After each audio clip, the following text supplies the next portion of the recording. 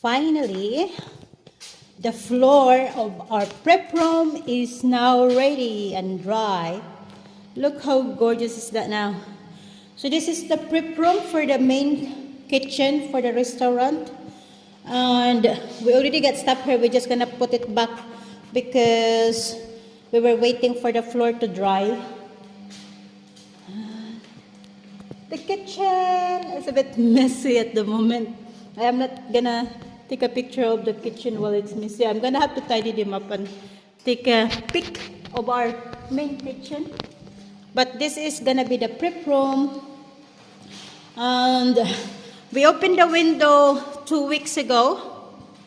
You can see, and I'm gonna plant lots of herbs at the back. So we got fresh herbs and vegetables for the garden. That will be there. But I'm so happy with the result of the prep room. That's our prep room coming. Gorgeous, gorgeous, beautiful.